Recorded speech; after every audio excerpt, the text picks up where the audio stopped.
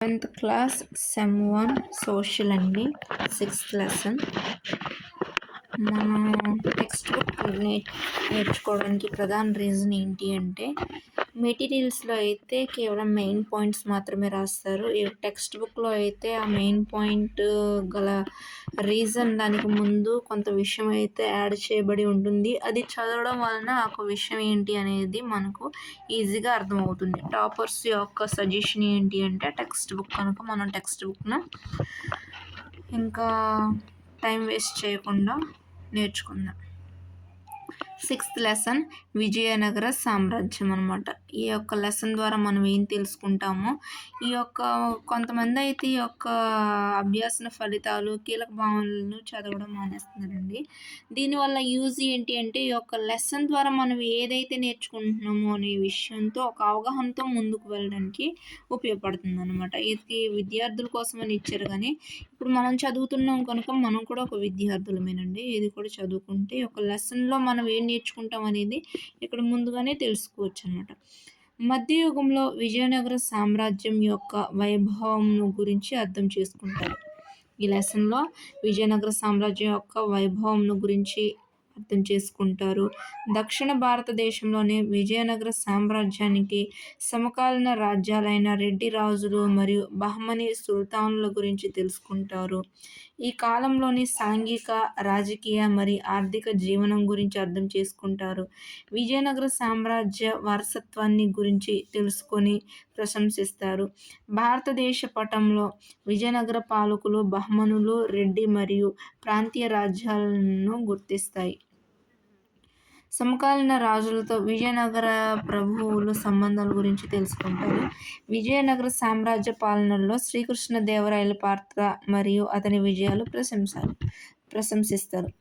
ఇక మన DSC syllabus షీట్లో ఇస్తారు కదండి సిలబస్, అది ఎక్కడ ఉంటుంది ఏంటి అనేసి మనం కొంచెం కన్ఫ్యూజ్ అవుతామమ్మా ఇది ఏంటి అనేసి.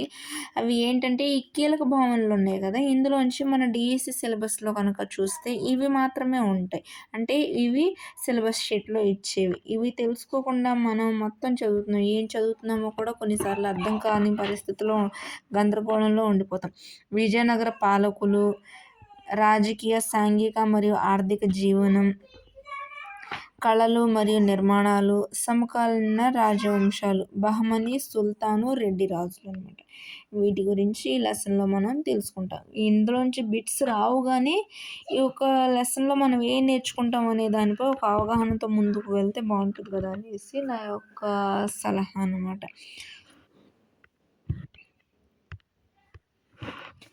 దక్కన్ ప్రాంతంలో మహమ్మద్ బిన్ తుగ్లక్ అధికారం కోల్పోతున్న సమయంలో 2 కొత్త రాజ్యాలు ఆవిర్భవించాయి.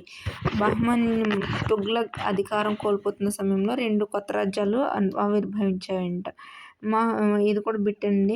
మహమ్మద్ బిన్ తుగ్లక్ అధికారం కోల్పోతున్న సమయంలో ఏర్పడిన కొత్త రాజ్యాల సంఖ్య ఎంత అంటే 2 అనమాట. ఇవి విజయనగర సామ్రాజ్యం మరియు బహమనీ రాజ్యం. విజయనగర సామ్రాజ్యం 1 అయితే బహమనీ రాజ్యం అనేది 2 అనమాట. అందులో దక్షిణ భారతదేశంలో ముఖ్యమైనది విజయనగర సామ్రాజ్యం అనమాట. ఈ విజయనగర సామ్రాజ్యం అనేది దక్షిణ భారతదేశంలో ఉంది అనమాట. విజయనగర సామ్రాజ్యం ఒక ముఖ్యమైన దక్షిణ భారతదేశ రాజ్యము.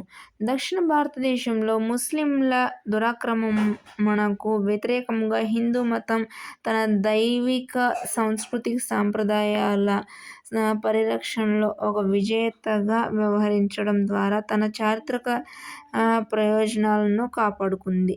సమర్థవంతమైన పరిపాలన, సంపన్న ఆర్థిక వ్యవస్థ, దౌత్య రాజకీయాలు, ఉదారవాద మత విధానం కారణంగా విజయనగర సామ్రాజ్యం క్రీస్తు శకం 1336 నుండి 1646 వరకు 300 సంవత్సరాలు పైగా భారతదేశ చరిత్రలో గొప్ప స్థానాన్ని ఆక్రమించిందనమాట.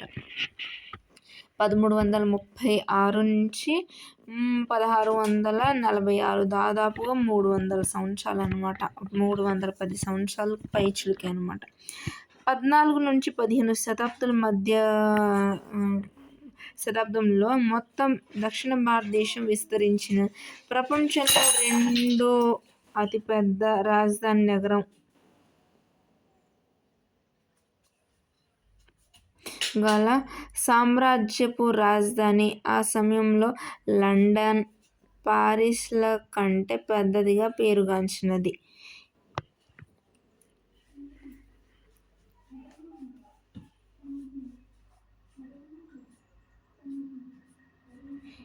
ఆ నగర వీధుల్లో వ్యాపారులు రత్నాలు మరియు విలువైన రాళ్లతో వర్తకం చేసేవారు. విజయనగర సామ్రాజ్యానికి హంపి రాజధానిగా ఉండేది. విజయనగర సామ్రాజ్యానికి రాజధాని హంపి అండి. విజయనగరం ఆ కాలంలో ప్రపంచంలోనే అత్యంత ధనిక రాజ్యం. ఆ కాలంలో విజయనగరం అనేది ప్రపంచంలోనే అత్యంత ధనిక రాజ్యం అన్నమాట. అంతేకాకుండా అన్ని రకాల కళలు, కవిత్వం, నృత్యం, సంగీతం, శిల్పం ఆ కాలంలో అభివృద్ధి చెందాయన్నమాట. విద్యారణ్య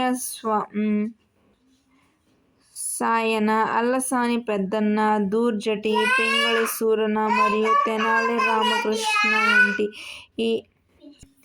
విద్యారణ్య సాయన, అల్లసాని పెద్దన్న, దూర్జటి, పింగళి సూరన మరియు తెనాలి రామకృష్ణ వంటి ఈరోజు మనకు తెలిసిన పేర్లన్నీ విజయనగర యుగానికి చెందినవి. మన తెలుగు తరగతులలో మన చదివే గొప్ప రచయితలు వీరే. విజయనగర సామ్రాజ్యం యొక్క ఫ్లోచార్ట్ అన్నమాట. విజయనగర పాలకులు.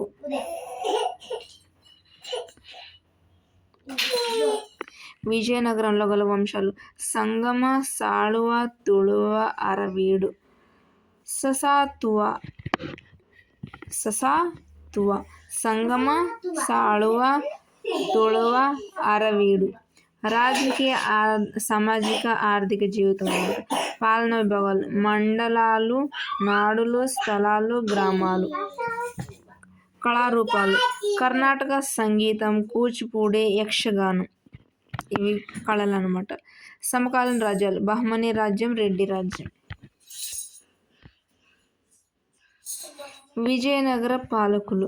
దక్షిణ భారతదేశంలోని ప్రసిద్ధి చెందిన విజయనగర సామ్రాజ్యం క్రీస్తు శకం 1336లో సంగమ వంశానికి చెందిన మొదటి హరిహరరాయ, మొదటి బుక్కరాయ సోదరుల చేత విద్యారణ్య స్వామి వారి ప్రోత్సాహంతో విజయనగర సామ్రాజ్యాన్ని స్థాపించారు.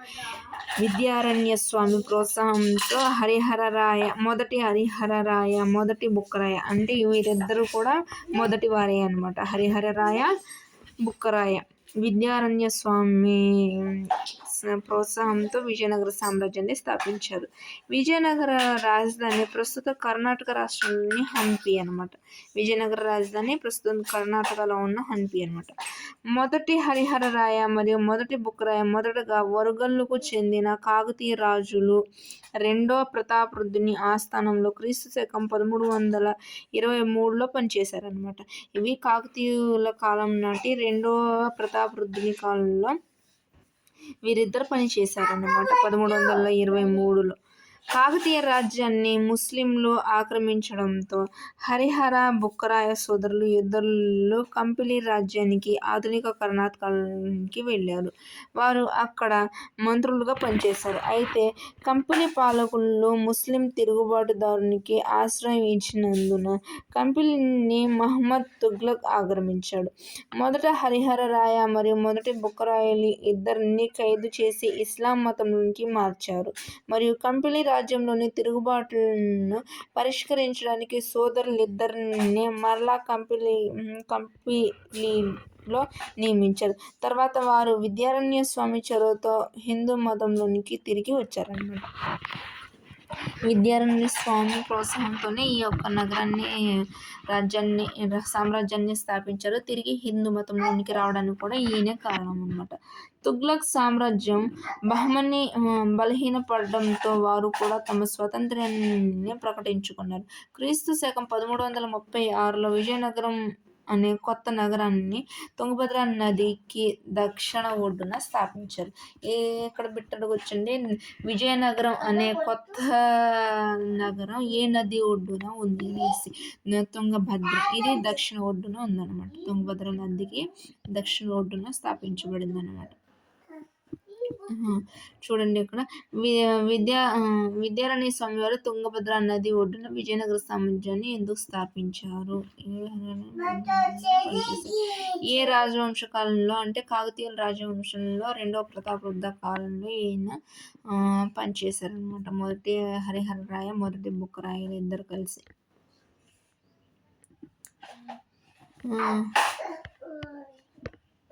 ఈ మ్యాప్ని చూడవచ్చు. బ్లూ కలర్, ఇది పర్పుల్ కలర్లో ఉన్నది బహమనీ రాజ్యం అన్నమాట. ఇదంతా ఈ గ్రీన్ కలర్లో ఉంది విజయనగర సామ్రాజ్యం, ప్రాచీన పట్టణాలు అన్నమాట.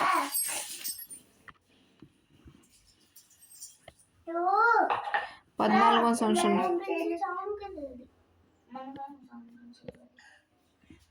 మీకు తెలుసా అనే దాంట్లో కూడా బిట్లు వస్తాయి.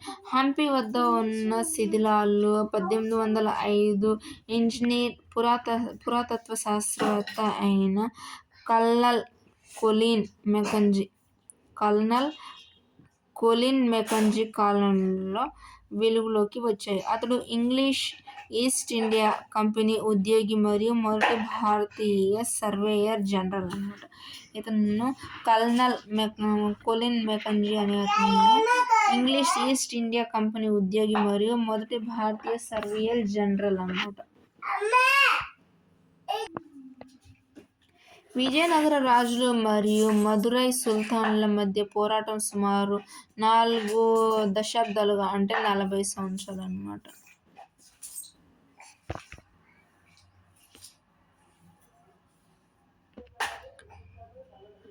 కొనసాగింది. మొదటి బుక్కరాయుల కుమార కంపన మదురై సుల్తాన్లను నాశనం చేసి అతని దుర్భర పాలన నుంచి ప్రజలను విముక్తులను చేసినాడు. ఫలితంగా విజయనగర సామ్రాజ్యం దక్షిణ భారతదేశం మొత్తం మరియు రామేశ్వరం వరకు విస్తరించింది. విజయనగర రాజులు మరియు బహమనీ సుల్తాన్ల మధ్య సంఘర్షణలు చాలా సంవత్సరాలు కొనసాగాయి. కృష్ణా మరియు తుంగభద్ర నదుల మధ్య ఉన్న ప్రాంతం మరియు కృష్ణా గోదావరి డెల్టాల యొక్క సారవంతమైన ప్రాంతాలపై ఉన్న రాయచూర్ దోఆబ్ పై వివాదం సుదీర్ఘకాల సంఘర్షణకు దారితీసిందన్నమాట. కృష్ణా గోదావరి యొక్క సారవంతమైన ప్రాంతాలపై ఉన్న రాయచూర్ దోఆబ్ పై సుదీర్ఘమైన వివాదం అయితే జరిగిందనమాట. ఈ యొక్క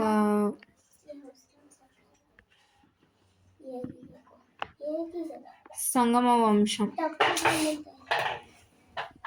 టేబుల్ కూడా చాలా ఇంపార్టెంట్ అండి. ఏ ఇయర్లో ఎవరు ఉన్నారు అనేసి అడగవచ్చు. సంగమ వంశం క్రీస్తు శకం 1336 నుంచి 1485 వరకు అనమాట. మొదటి హరిహర రాయ 1336 నుంచి 1357 వరకు అనమాట. మొదటి బుక్కరాయ క్రీస్తు శకం 1357 నుంచి 1377 వరకు అనమాట. రెండో హరిహర రాయ క్రీస్తు శకం 1377 నుంచి 1404 వరకు అనమాట. రెండవ మహాదేవరాయ 1424 నుంచి 1446 వరకు అనమాట. సాళువ వంశం క్రీస్తు శకం 1485 నుంచి 1505 వరకు అనమాట. సాళువ వంశం క్రీస్తు శకం ఈయన ఒక్కరే పరిపాలించారనుకుంటే, ఇక్కడ ఒకరి పేరే ఇచ్చారు. 1485 నుంచి 1491 వరకు. తుళువ వంశం క్రీస్తు శకం 1505 నుంచి 1570 వరకు. శ్రీకృష్ణదేవరాయలు అచ్యుతారాయలు శ్రీకృష్ణదేవరాయలు ఈ కాలానికి చెందినవారు. 1500 సంవత్సరానికి. ఈ మధ్యకాలంలో చాలామంది ఉండవచ్చండి. 46 నుంచి 48 వరకు అంటే ఇక్కడ దాదాపుగా ఒక 40 నుంచి 51 సంవత్సరాల గ్యాప్ ఉందంటే ఈ మధ్యలో వరకు కూడా కొందరు ఇక్కడ పేర్లు అయితే ఇవ్వలేదు కానీ పరిపాలించి ఉండవచ్చు అనమాట. ఇక్కడ సాళువ వంశం ఇక్కడ 1491 అంటే ఇక్కడ 1505 నుంచి వచ్చారు. దాదాపుగా ఇక్కడ ఒక 9 5 14 సంవత్సరాల పాటు వేరే వాళ్ళు కూడా పరిపాలించి ఉండవచ్చు అనమాట. వారి పేర్లు అయితే ఇక్కడ మెన్షన్ చేయలేదు కనుక మనకు అంత అవసరం లేదు. ఉన్నవారి పేర్లు అయితే గుర్తుంచుకోవాలి. శ్రీకృష్ణదేవరాయలు ఏ వంశానికి చెందినవారు అనేసి లాస్ట్ టెట్ బిట్ అండి. తుళువ రాజవంశానికి చెందినవారు. ఈయన ఇంపార్టెంట్ కనుక ఈయన ఇయర్ కూడా గుర్తుంచుకుంటే కొంచెం బెటర్. 1509 నుంచి 1529 అనమాట. దాదాపుగా ఎన్ని సంవత్సరాలు? 20 సంవత్సరాల కాలం పాటు ఈయన పరిపాలించారనమాట. అచ్యుతరాయలు క్రీస్తు శకం 1529 నుంచి 1542 వరకు అనమాట. అరవీడు వంశం క్రీస్తు శకం 1570 నుంచి 1646. అళయ రామరాయలు క్రీస్తు శకం 1543 నుంచి 1565 వరకు. రెండవ వెంకటపతి రాయలు క్రీస్తు శకం 1585 నుంచి 1614 వరకు అనమాట. లాస్ట్ మెగా డిఎస్సిలో ఈ యొక్క రాజవంశాలు ఉన్నాయి కదండి. ఈ రాజవంశాలని ఆర్డర్లో అయితే పెట్టమనేసి ఒక బిట్ ఇచ్చారు. కావాలంటే కంపల్సరీగా మీరు ప్రీవియస్ బిట్స్ అయితే చేస్తున్న వారైతే వారికి తెలుస్తుంది ఈ బిట్ని. సంగమ వంశం ససాతువా, సంగమ వంశం, సాళువ వంశం, తుళువ వంశం, అరవీడు వంశం అనమాట. ససాతువా అనేసి గుర్తుంచుకుంటే మన ఆర్డర్లో పెట్టగలుగుతాం. సంగమ రాజవంశంలో గొప్ప పాలకుడు రెండవ దేవరాయలు. అతను సమర్థుడైన పాలకుడు, యోధుడు మరియు పండితుడు. ఆయనను ప్రౌఢ దేవరాయలు అని కూడా అంటారు. సంగమ రాజవంశం యొక్క పాలకులందరిలో ఈయన గొప్పవాడు. సంగమ వంశ పాలకులందరిలో గొప్పవాడు ఎవరు అంటే రెండవ దేవరాయ అనమాట. గొప్పవాడు ఎవరు అనేసి కూడా బిట్ అడుగుతారు. రెండవ దేవరాయ. ఇతను కళింగ సైన్యాన్ని ఓడించాడు అనమాట. ఇతను కొండవీడును స్వాధీనం చేసుకుని రాజమండ్రి వరకు తన అధికారాన్ని సుస్థిరం చేశాడు. కానీ అతను బహ్మనీ సుల్తాన్ అహ్మద్ షా చే ఓడించబడ్డాడు. ఈయన ఎవరి చేత ఓడించబడ్డాడు? బహ్మన్ సుల్తాన్ అహ్మద్ షా చే ఓడించబడ్డాడు. ఈయన మరణం తర్వాత సంగమ వంశం బలహీనపడింది. విరూపాక్షరాయ, దేవరాయ, రామచంద్రరాయ మరియు మల్లికార్జునరాయలు మొదలైన వారు సంగమ వంశం యొక్క ఇతర పాలకులు అనమాట. సాళువ వంశం సంగమ రాజవంశం తర్వాత రెండవ రాజవంశం సాళువ వంశం. ఈ సాళువ నరసింహరాయచే స్థాపించబడింది. ఇతను తర్వాత ఉమ్మడి నరసింహరాయల్లో రాజ్యపాలన చేశారనమాట. తుళువ రాజవంశం. తుళువ రాజవంశం విజయనగర సామ్రాజ్యంలోని 3వ రాజవంశం. దీని పాలకుల్లో వీర నరసింహరాయలు, శ్రీకృష్ణదేవరాయలు, అచ్యుతరాయలు మరియు సదాశివరాయలు. కృష్ణదేవరాయలు విజయనగరాన్ని పాలించిన పాలకులలో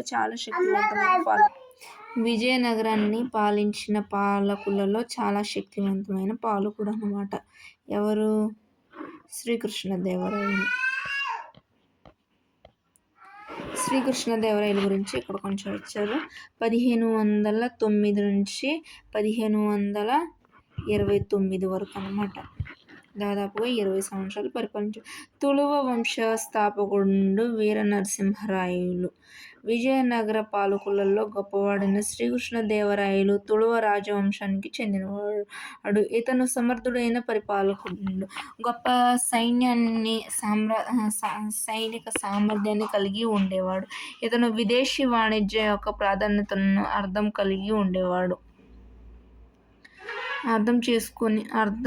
అర్థం చేసుకుని ఓడల ద్వారా వ్యాపారాన్ని అభివృద్ధి చేశాడు. ఇతను మొదట పని విజయనగరంపై దండెత్తి బహమనీ దళాలను నిరోధించడం. ఇతని కాలం నాటికి బహమనీ రాజ్యం స్థానంలో దక్కన్ సుల్తానుల పాలన ప్రారంభమైంది.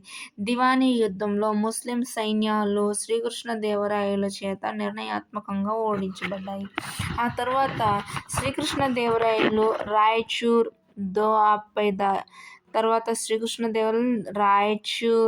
దోఆపై దాడి చేశాడు.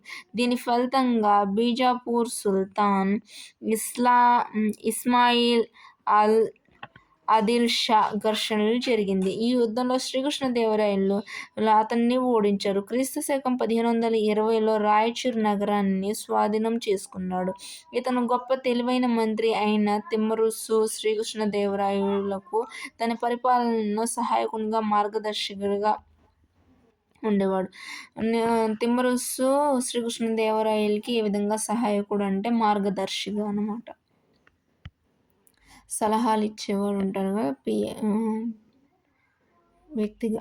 శ్రీకృష్ణదేవరాయలు పోర్చుగీసు మరియు అరబ్ వ్యాపారులతో స్నేహపూర్వక సంబంధాలను కొనసాగించాడు. ఈయన వైష్ణవుడు అయినప్పటికీ తన మతాన్ని అన్ని మతాలను గౌరవించాడనమాట. శ్రీకృష్ణదేవరాయలు ఏ మతస్థుడంటే వైష్ణవుడు అనమాట. సాహిత్యం మరియు కళలను గొప్పగా పోషించాడు. తనను ఆంధ్రభోజుడు అని పిలువబడ్డాడు. శ్రీకృష్ణదేవరాయుడు యొక్క బిరుదు ఏంటంటే ఆంధ్రభోజుడు. అతను దేశ భాషలందు తెలుగు లెస్స అని పలికాడు. దిగ్గజములు అని పిలువబడి 8 మంది ప్రముఖ పండితులని ఇతని ఆస్థానంలో ఉండేవారు. అందులో అలసాని పెద్దన్న గొప్పవాడు. అలసాని పెద్దన్న అనే వ్యక్తి గొప్పవాడు అనమాట. ఆంధ్ర కవిత పితామహుడు అని పిలువబడేవారు. ఆంధ్ర కవిత పితామహుడు పేరు ఎవరు అంటే అలసాని పెద్దన్న అనమాట. శ్రీకృష్ణదేవరాయలని ఆంధ్రభోజుడు అనేవాడు. ఇతను రచనల్లో మనుమసిద్ధి మరియు హరికథ సారం ముఖ్యమైనవి. అలసాని పెద్దన్న యొక్క రచనలు ఏంటి? మనుమసిద్ధి మరియు మనుచరిత్ర మరియు హరికథ సారం ముఖ్యమైనవి. పింగళి సూరన దూర్జటే తెనాలి రామకృష్ణుడు ఇతను ముఖ్యమైన పండితుడు. శ్రీకృష్ణదేవరాయలు స్వయంగా కవి. తెలుగులో ఆముక్తమాల్యద, సంస్కృతంలో జాంబవతి కళ్యాణం, ఉషా పరిణయం ఈయన ముఖ్యమైన రచనలు. ఇతను దక్షిణ భారతదేశంలోని చాలా దేశాలను పునరుద్ధరించాడు. విజయనగరంలో విఠల స్వామి, హజార రామస్వామి ఆలయాలను కూడా నిర్మించాడు. ఈయన నిర్మించిన ఆలయాలు ఏంటంటే విఠల స్వామి, హజార రామస్వామి అన్నమాట. ఎక్కడంటే విజయనగరంలో విఠలస్వామి, హజార రామస్వామి ఆలయాలను నిర్మించాడు. ఇతను తన తల్లి నాగలాంబ జ్ఞాపకంగా నాగలాపురం అనే కొత్త నగరాన్ని కూడా నిర్మించాడు. నాగలాంబ అనే పేరు మీద నిర్మించిన గ్రామం ఏంటి అంటే నాగలాపురం అనమాట. ఎవరు? శ్రీకృష్ణదేవరాయలు. ఈ అష్టదిగ్గజ కవులు అనమాట. వారి గురించి కొంత రిఫరెన్స్ ఇచ్చారు, అది చూద్దాం మనం. అలసాని పెద్దన్న, మనుమసిద్ధి, హరికథా సాగర్ అంటే ఇవి జంబ్లింగ్ ఇచ్చి అడుగుతారండి. ఒకరి రచనలు ఒకరికి ఇచ్చి ఇది కొంచెం ఇంపార్టెంట్గానే చెప్పవచ్చు మనం. అలాగే గుప్తుల కాలంలో అన్ని కొంతమంది నవరత్నాల గురించి ఇచ్చారు. ఆ టేబుల్ కూడా మరీ ఇంపార్టెంట్ అండి. ఈ 2 టేబుల్స్ నుంచి కంపల్సరీగా ఏదో ఒక సెషన్లో బిట్ అయితే రాకుండా అయితే ఉండదు కంపల్సరీగా. అలసాని పెద్దన్న, మనుమసిద్ధి, హరికథా సాగరం, నంది తిమ్మన్న, పారిజాత అపహరణ, మారదగారి మల్లయ్య, రాజశేఖర చరిత్ర, దూర్జటే, హస్తీశ్వర మహత్యం, అయ్యల రాజు రామభద్రుడు, సకల నీతిసార సంగ్రహం, పింగళి సూరన, రాఘవ పాండవీయం, రామరాజు భూషణుడు, మను చరిత్ర, తెనాలి రామకృష్ణుడు, పాండురంగ మహత్యం అనమాట. ఈ టేబుల్స్ కంపల్సరీగా కొంచెం బై హార్ట్ చేయండి. అరవీడు వంశం చివరి వంశం అనమాట. విజయనగర సామ్రాజ్యం యొక్క 4వ మరియు చివరి రాజవంశం అరవీడు రాజవంశం. తల్లికోట యుద్ధం తర్వాత విజయనగర సామ్రాజ్యం క్షీణించిపోయింది. విజయనగర సామ్రాజ్యం ఏ కోట తర్వాత క్షీణించిపోయింది? తల్లికోట యుద్ధం తర్వాత క్షీణించిపోయింది అనమాట. మరియు బీజాపూర్లోని ముస్లిం రాజ్యాలు ముఖ్యమైనవిగా మారాయి. రాజకీయ, సామాజిక మరియు ఆర్థిక జీవనం పరిపాలన ఎలా ఉంది అంటే విజయనగర సామ్రాజ్య కాలంలో విజయనగర రాజుల పరిపాలన కాలంలో పరిపాలన వ్యవస్థ చక్కగా రూపుదిద్దుకుంది. కార్యనిర్వాహక, న్యాయ మరియు శాసన విషయాలలో రాజు పరిపూర్ణ అధికారాన్ని కలిగి ఉండేవాడు. శాసన విషయాల్లో రాజు పరిపూర్ణ అధికారాన్ని కలిగి అయితే ఉండేవాడు అనమాట. అతను అత్యున్నత న్యాయాధికారిగా. రాజ్యాధికారం సాధారణంగా వంశపారంపర్యంపై ఆధారపడి ఉండేది. రాజుకు తన రోజువారీ పరిపాలనలో మంత్రి మండలి సహాయపడుతూ ఉండేదన్నమాట. రాజుకి మంత్రులు అనేవారు సహాయకులుగా ఉండేవారు. సలహాలు సూచనలు ఇస్తూ ఉండేవారు అనమాట. ఈ సామ్రాజ్యాన్ని మండలాలు, నాడులు, స్థలాలు, గ్రామాలుగా విభజించారు. మండల పాలకులను మండలేశ్వరుడు అని లేదా నాయక్ అని పిలిచేవారు. విజయనగర పరిపాలనలో స్థానిక అధికారులు ఎక్కువ అధికారాలు ఇచ్చారు. స్థానిక అధికారులకు ఎక్కువ అధికారాలను ఇచ్చారనమాట. ఈ విజయనగర పాలనలో భూ ఆదాయంతో పాటు సామంతులు మరియు భూస్వాముల నుండి పన్నులు మరియు బహుమతులను వసూలు చేసేవారు. ఓడరేవుల్లో ఎగుమతులు, దిగుమతులు, సుంకాలు వసూలు చేసేవారు. వివిధ ఉత్పత్తులపై వేసే పన్నులన్నమాట. ప్రభుత్వానికి ఇతర ఆదాయ వనరులు సాధారణంగా ఉత్పత్తుల్లో 6వ వంతును అంటే 1/6వ వంతును భూమి శిస్తుగా నిర్ణయించారు. మొదటగా అయితే కాకతీయుల కాలంలో 1/3వ వంతును భూమి శిస్తుగా నిర్ణయించారనమాట. ప్రభుత్వ వ్యయంలో రాజు ఆస్తిగా ఖర్చులు మరియు అతని ఇచ్చిన విరాళాలు, సైనిక ఖర్చులు ఉంటాయి. సైన్యంలో అశ్విక దళం, పదాతి దళం, ఫిరంగులు మరియు ఏనుగులు ఉండేవి. మేలుజాతి గుర్రాలను విదేశీ వ్యాపారుల నుండి సేకరించారు. సైన్యంలోని ఉన్నత స్థాయి అధికారులను నాయకులు లేదా పాలెగార్లు అని పిలిచేవారు. వారి సేవలకు బదులుగా వారికి భూమి మంజూరు చేయబడింది. ఈ భూములను అమరం అని పిలిచేవారు. సైనికుల జీతాలు సాధారణంగా నగదు రూపంలో చెల్లించేవారు అన్నమాట. మగధ రాజ్యంలో కూడా సైనికులకు జీతాలను చెల్లించేవారు అన్నమాట. మగధ సామ్రాజ్యంలో కూడా ఈ 1/3వ వంతు శిస్తునే ప్రకటించారు. అమర నాయకులు విజయనగర సామ్రాజ్యంలో కోటలను, సాయుధ దళాలను నియంత్రించే సైనిక అధికారులను అమర నాయకులు అంటారు. వీరు తరచూ ఒక ప్రాంతం నుండి వేరొక ప్రాంతానికి సంచరిస్తూ అనేక సందర్భాల్లో రైతులు స్థిరపడడానికి కావలసిన సారవంతమైన భూమి కోసం రైతులతో కలిసి వీరు అన్వేషిస్తుంటారు. వీరిని నాయక అని పిలుస్తారు. విజయనగర సామ్రాజ్యంలో అమర నాయక వ్యవస్థ ప్రధానమైన నూతన రాజకీయ వ్యవస్థ. విజయనగర సామ్రాజ్యంలో అమర నాయక వ్యవస్థ నూతన రాజకీయ వ్యవస్థ అని అంటారు. అమర నాయకులు సైనిక కమాండర్లుగా ఉంటారు. వీరు పాలించడానికి రాజుచే కొంత భూభాగం ఇవ్వబడిందన్నమాట. మీకు తెలుసా? ఏనుగును నెమ్మదిగా నడిచే జంతువులు అయినప్పటికీ యుద్ధ సమయాల్లో శక్తివంతంగా దాడి చేస్తాయి. ఇవి నెమ్మదిగా నడిచినప్పటికీ యుద్ధ సమయంలో అయితే చురుగ్గా పాల్గొంటాయి అన్నమాట. యుద్ధ సమయాల్లో జంతువులు కీలక పాత్ర పోషిస్తాయి. గుర్రాలు, గాడిదలు మరియు ఒంటెలు పురుషులకు ఆహారం, నీళ్లు, మందుగుండు సామగ్రిని మరియు వైద్య సామగ్రిని అందించడంలో మరియు ముందు వరుసలో ఉండేవి. కుక్కలు మరియు పావురాల సందేశాలను తీసుకువెళ్ళేవి. విషవాయువులను గుర్తించడానికి పక్షులను ఉపయోగించేవారు. పిల్లులకు, కుక్కలకు కందకాల్లోని ఎలుకల వేటకు ఉపయోగపడే శిక్షణలు ఇచ్చేవారు అన్నమాట. సామాజిక జీవితం ఏ విధంగా ఉండేది? సమాజ వ్యవస్థీకృతంగా ఉండేది. విజయనగరంలోని భవనాల నిర్మాణం వైభవోపేతంగాను మరియు విశాలవంతంగాను ఉన్నట్లు విదేశీ ప్రయాణికులు తమ రచనల్లో తెలిపినారు. దుస్తులుగా ప్రధానంగా సిల్క్ మరియు కాటన్ వస్త్రాలను ఉపయోగించేవారు. పరిమళ ద్రవ్యాలు, పువ్వులు మరియు ఆభరణాలను ప్రజలు ఉపయోగించేవారు. నృత్యము, సంగీతము, మల్లయుద్ధము, జూదము మరియు పందెం కోళ్ళు వంటి కొన్ని వినోదాలు ఉండేవన్నమాట. మహిళలు విజయనగర సామ్రాజ్యంలో ఉన్నత స్థానాన్ని పొందడమే గాక రాజకీయ, సామాజిక మరియు సాహిత్య కార్యక్రమాల్లో చురుగ్గా పాల్గొనేవారు.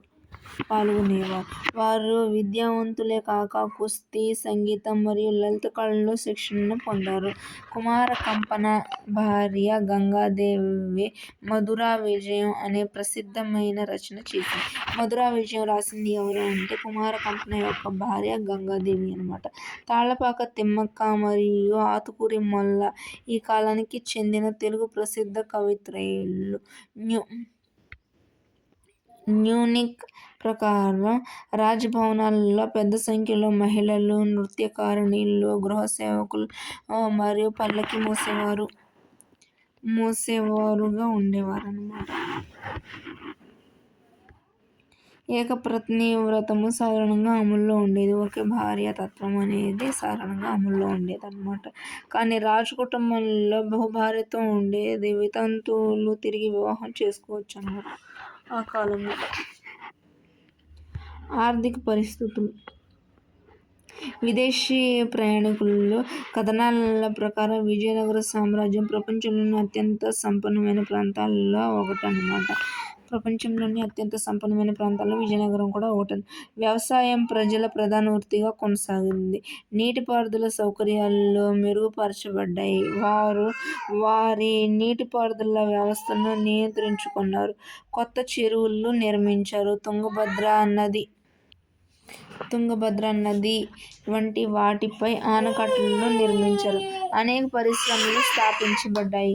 లోహ కార్మికులు మరియు ఇతర హస్తకళాకారులు అభివృద్ధి చెందారు. కర్నూలు మరియు అనంతపురం జిల్లాలో వజ్రాలు గనులు ఉండేవి. కర్నూలు, అనంతపురం జిల్లాల్లో వజ్రాల గనులు అనేవి ఉండేవన్నమాట. విజయనగర సామ్రాజ్యం వాణిజ్యానికి గొప్ప కేంద్రంగా విలసిల్లింది. వరాహ అనునది ప్రధానంగా బంగారు నాణెం. వరాహ అనేది బంగారు నాణెం అండి. రాజ్యం లోపల తీర ప్రాంతాల ద్వారా సముద్రంపై జరిగే వ్యాపారం వలన సామ్రాజ్యం సుసంపన్నంగా ఉండేది. మలబార్ తీరంలో అనేక నౌకాశ్రయాలు ఉండేవి. వాటిలో ప్రధానమైనది కన్ననూర్, పశ్చిమాన అరేబియా, పర్షియా, దక్షిణాఫ్రికా మరియు పోర్చుగల్ మరియు తూర్పున బర్మా, మలయా ద్వీపకల్పం మరియు చైనాతో వాణిజ్య సంబంధాలను అభివృద్ధి చెందాయి. ప్రత్తి మరియు పట్టు, సుగంధ ద్రవ్యాలు, బియ్యం, ఇనుము, సూర్యకారం మరియు చక్కెర ఎగుమతులలో ప్రధాన వస్తువులు. విజయనగర రాజులు గుర్రాలు, ముత్యాలు, రాగి, పగడము, పాదరసం, చైనా పట్టు మొదలైనవి వెల్వెట్ వస్త్రాలను దిగుమతి చేసుకున్నారన్నమాట. చైనా పట్టు మరియు వెల్వెట్ వస్త్రాలను దిగుమతి చేసుకున్నారు. ఓడల నిర్మాణ కళ అభివృద్ధి చెందింది ఈ కాలంలో అన్నమాట. ఎవరి కాలంలో ఏ యాత్రికుడు మన విజయనగరానికి వచ్చాడు అనేది చూద్దామండి. ఐబన్ బటూటా మొరాకో యాత్రికుడు మొదటి హరిహరరాయ కాలంలో వచ్చాడండి. నికోలో కాంటి ఇటాలియన్ యాత్రికుడు రెండవ దేవరాయల కాలంలో వచ్చాడు. అబ్దుల్ రజాక్ పర్షియన్ యాత్రికుడు రెండవ దేవరాయల కాలంలోని ఈయన వచ్చారండి. నికోలో కాంట్ ఇటాలియన్ యాత్రికుడు, అలాగే అబ్దుల్ రజాక్ పర్షియన్ యాత్రికుడు కూడా రెండవ దేవరాయల కాలంలో వచ్చారు. డువార్టే బార్బోసా పోర్చుగీస్ యాత్రికుడు, అలాగే డొమింగో ఫేజ్ పోర్చుగీస్ యాత్రికుడు. డువార్టే బార్బోసా అలాగే డొమింగో ఫేజ్ ఇద్దరు పోర్చుగీస్ యాత్రికులు శ్రీకృష్ణదేవరాయల యొక్క కాలంలో వచ్చారన్నమాట. ఫెర్నాండో సునీజ్ పోర్చుగీస్ యాత్రికుడు అచ్యుతదేవరాయల కాలంలో అయితే వచ్చారన్నమాట. విజయనగర సామ్రాజ్యంలోని కళలు మరియు నిర్మాణాలు అన్నమాట. సాంస్కృతిక సేవ. విజయనగర పాలనలో ఆలయ నిర్మాణ కార్యకలాపాలు మరింతగా ఊపందుకున్నాయి. ఎత్తైన గోపురాలు, ముఖద్వారాలు మరియు ఆలయ ప్రాంగణంలో చెక్కిన స్తంభాలతో కళ్యాణ మండప నిర్మాణాలు విజయనగర వాస్తుశిల్పం యొక్క ముఖ్య లక్షణాలు. స్తంభాలపై ఉన్న శిల్పాలను విలక్షణమైన లక్షణాలతో చెక్కారు. ఈ స్తంభాలలో కనిపించే సాధారణ జంతువు గుర్రం అన్నమాట. కొన్ని దేవాలయాల్లో పెద్ద మండపాలు ఉన్నాయి. కొన్ని పెద్ద దేవాలయాల్లో 100 నుండి 1000 స్తంభాలు ఉన్నాయి. విజయనగరం యొక్క శిల్పకళా శైలిలోని అతి ముఖ్యమైన దేవాలయాలు విజయనగరంలోని హంపి శిథిలాలలోనూ కనుగొనబడ్డాయి. విఠలస్వామి దేవాలయం మరియు హజారా రామాలయం దేవాలయాలు ఈ శైలికి చెందినవే అన్నమాట.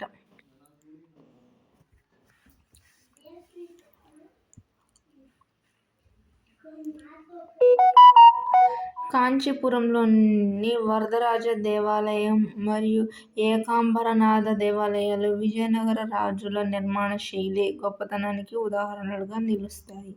తిరుపతిలో శ్రీకృష్ణదేవరాయలు మరియు అతని రాణుల యొక్క లోహ చిత్రాలు లోహపు పతనానికి ఉదాహరణలు. విజయనగర పాలకులు సంగీతం, నృత్యాన్ని ఆదరించారు. సంస్కృతం, తెలుగు, కన్నడ, తమిళం వంటి వివిధ భాషలు ఈ ప్రాంతాల్లో అభివృద్ధి చెందాయి. సంస్కృతం మరియు తెలుగు సాహిత్యంలో గొప్ప అభివృద్ధి జరిగింది. శ్రీకృష్ణదేవరాయలు స్వయంగా సంస్కృతం మరియు తెలుగు భాషలలో పండితుడు అన్నమాట.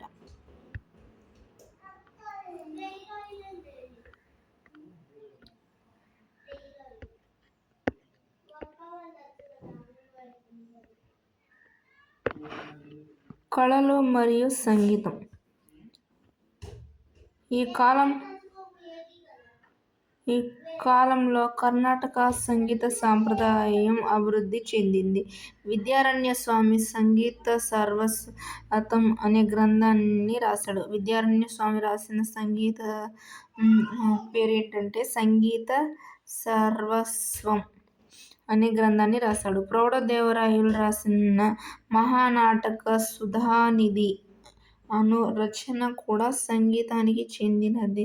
కర్ణాటక సంగీత త్రయం దీక్షాతార్, శ్యామ్ శాస్త్రి మరియు త్యాగరాజస్వామి తంజావూర్ ఆస్థానానికి చెందినవారు. నృత్య రూపాలు. అత్యంత ప్రజాదరణ పొందిన నృత్య రూపాలైన భరతనాట్యం భరతముని చేత పరిచయం చేయబడింది. భరతనాట్యం గురించి వివరణాత్మక సమాచారం కలిగి ఉన్న నాట్యశాస్త్ర పుస్తకాన్ని భరతముని రచించాడన్నమాట. భరతనాట్యం అనేది భరతముని చేత పరిచయం చేయబడింది. భరతనాట్యం గురించి వివరణాత్మక సమాచారం కలిగి ఉన్న నాట్యశాస్త్ర పుస్తకాన్ని భరతముని రాశాడన్నమాట. సిద్ధేంద్ర యోగి ప్రవేశపెట్టిన కూచిపూడి ఇతర ప్రసిద్ధ నృత్య రూపాలు.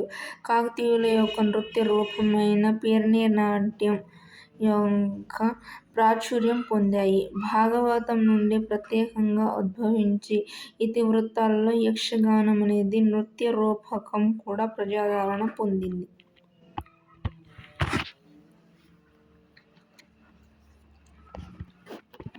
విజయనగర సామ్రాజ్యం యొక్క క్షీణత. శ్రీకృష్ణదేవరాయల మరణం తర్వాత అచ్యుతదేవరాయలు మరియు వెంకటరాయలు సింహాసనం అధిష్ఠించారు. ఈయన తర్వాత అచ్యుతదేవరాయలు వెంకటదేవరాయలు యొక్క సింహాసనాన్ని అధిష్ఠించారు.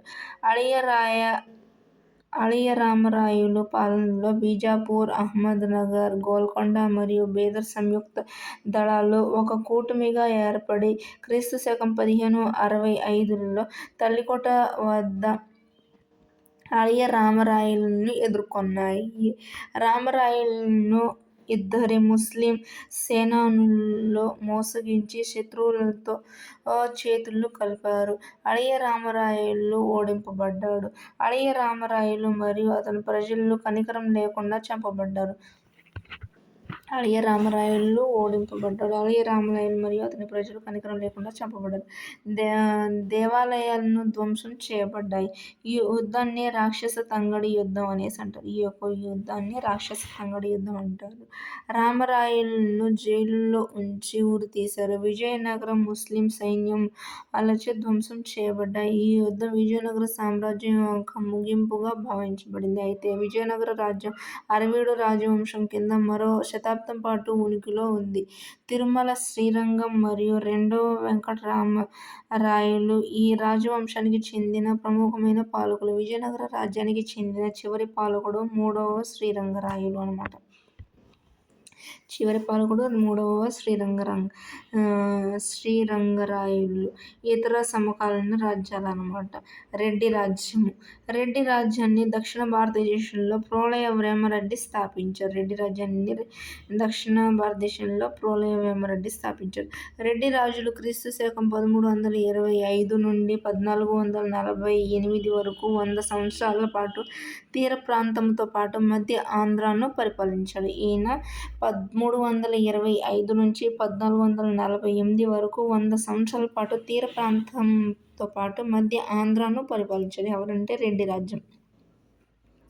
రెడ్డి రాజులలో ప్రోలయ వేమారెడ్డి,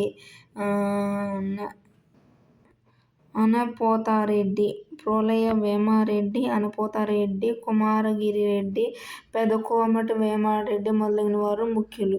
రెడ్డి రాజ్యము ఉత్తరాన ఒరిస్సాలోని కటక్ నుండి దక్షిణాన కంచి వరకు, పశ్చిమాన శ్రీశైలం వరకు విస్తరించింది. వీరి మొదటి రాజధాని అద్దంకి, ప్రస్తుతం ఆంధ్రప్రదేశ్లోని ప్రకాశం జిల్లాలోని ఒక పట్టణం అన్నమాట. అద్దంకి అనేది ప్రకాశం జిల్లాలోని ఒక పట్టణం అన్నమాట. తర్వాత దీనిని కొండవీడుకు మార్చారు. రాజమండ్రి వద్ద అనుబంధ శాఖను ఏర్పాటు చేశారు. విజయవాడకు వాయవ్య దిశలో కొండపల్లి వద్ద ఒకటి, గుంటూరుకు పశ్చిమాన కొండవీడు వద్ద మరొకటి, పెద్ద పార్వతి దుర్గాలను నిర్మించారు. పల్నాడు ప్రాంతంలోని బెల్లంకొండ, వినుకొండ మరియు నాగార్జున కొండలను కూడా రెడ్డి రాజ్యాలలో భాగంగా ఉండేవన్నమాట. ఇవన్నీ రెడ్డి రాజులు హిందూ మతాన్ని ఆదరించి రక్షించారు. రెడ్డి రాజులు హిందూ మతాన్ని ఆదరించి రక్షించారన్నమాట. రెడ్డి రాజుల పాలనలో తెలుగు సాహిత్యం బాగా వికసించింది. ఆంధ్ర మహాభారతంను రచించిన కవిత్రయంలో ఒకరైన ఎర్రప్రగడ ప్రోలయ వేమారెడ్డి ఆస్థాన కవిగా ఉండేవాడు. ఆయనకు ప్రబంధ పరమేశ్వరుడు అనే బిరుదు ఉంది. రెడ్డి రాజుల సంస్కృతాన్ని కూడా ఆదరించారు. పాలన ధర్మసూత్రాలు ఆధారంగా జరిగింది.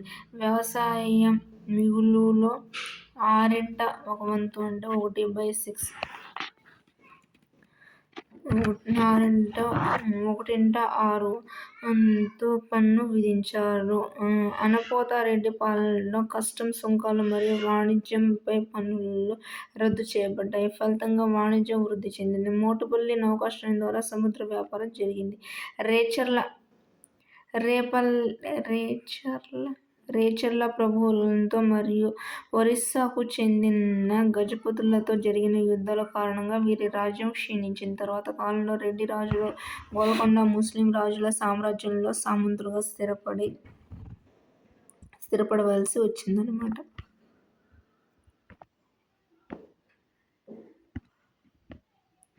బహ్మనీ సామ్రాజ్యం. అల్లావుద్దీన్ బహ్మన్ షా క్రీస్తు శకం 1347లో బహ్మనీ రాజ్యాన్ని స్థాపించాడు. ఇతన్ని హసన్ గంగు అని కూడా పిలుస్తారు. ఇతని రాజధాని గుల్బర్గా. రాజ్యాన్ని మొత్తం 14 మంది సుల్తానులు పరిపాలించారు. వారిలో అల్లావుద్దీన్ బహ్మన్ షా, మొదటి మహ్మద్ షా మరియు ఫిరోజ్ షా ముఖ్యమైనవారు. మహ్మదాలీ షా రాజధానిని గుల్బర్గా నుండి బీదర్కు మార్చారు. మూడవ అహ్మద్ షా పాలనలో బహ్మనీ రాజ్యం యొక్క బలం బాగా ఉన్నత స్థాయికి చేరుకుంది. వీరి రాజ్యము అరేబియా సముద్రం నుండి బంగాళాఖాతం వరకు విస్తరించింది. పశ్చిమాన ఇది గోవా నుండి బొంబాయి వరకు విస్తరించింది. తూర్పున అది కాకినాడ నుండి కృష్ణానది ముఖద్వారం వరకు విస్తరించింది. మూడవ మహ్మద్ షా విజయానికి కారణం ఆయన మంత్రి మహమూద్ గవాన్ సలహాలు, సేవలు. మహ్మద్ గవాన్ మార్గదర్శకత్వంలో బహ్మనీ రాజ్యం ఉన్నత స్థాయికి చేరుకుంది. అతను పర్షియన్ వ్యాపారి. 42 ఏళ్ల వయసులో భారత్కు వచ్చి బహ్మన్ రాజ్యంలో చేరాడు. ఈయన కొద్ది కాలంలోనే తన వ్యక్తిగత సామ్రాజ్యాల వల్ల ముఖ్యమంత్రి అయ్యాడు.